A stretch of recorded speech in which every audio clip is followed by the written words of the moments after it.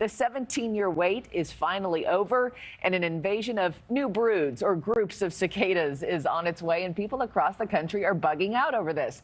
New video shows the loud and noisy insects already out and about in, this is North Carolina. But millions of the insects are expected to emerge in swarm parts of the Southeast and the Midwest.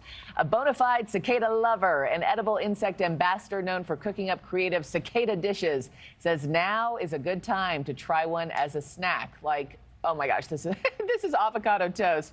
Okay, Joseph Yoon is a professional chef and founder of Brooklyn Bugs. He's passionate about incorporating insects into your diet. He joins us now.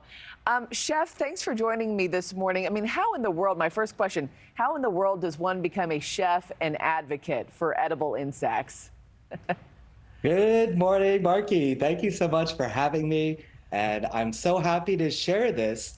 And the work that I started is really to think about solutions for food security, sustainability, health and nutrition, workforce activations, and livelihoods.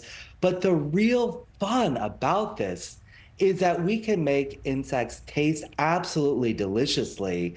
And if that weren't the case, I don't think that this would even be a possibility to even discuss this as something as something that we could really consider. Yeah, I'm looking at all these pictures of the different ways that these cicadas are used. I was reading an article in Scientific American about you and all the dishes that you've made with cicadas. It sounds like sky's the limit. I mean, what's your favorite way to prepare this bug? Well, we have two different life parts of the cicadas. Okay. And from the pictures, you can see the nymphs, which are when they crawl out of the ground, and then the adults, when they're the flying version that you see there. And so there are going to be different applications with both of them. My all-time favorite, though, has to be the cicada nymph kimchi, because I'm Korean American. I absolutely love kimchi. And I just love how the little cicada nymphs are kind of like baby shrimp or seafood that we add into kimchi. And so it just becomes packed with like kimchi juices and like kind of pop and burst in your mouth. A pop of flavor. Yeah.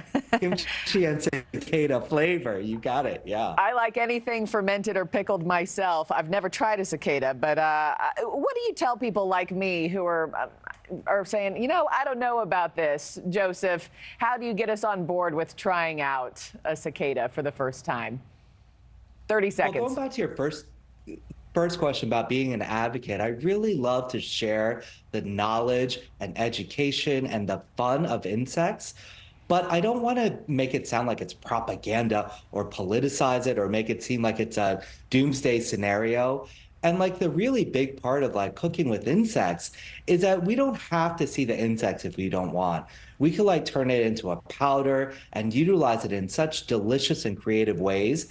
And so that's really one thing, is that if you want to see the insect, you can. If you don't want to, you don't have to. And most importantly, the biggest limitation with cooking with insects is really with our own imagination. Yeah, get a little protein in you, as my dad would like to say when eating bugs. I was reading, you should think of this as an all-you-can-eat land shrimp buffet. Joseph Yoon, thanks so much for joining me this morning. Really interesting.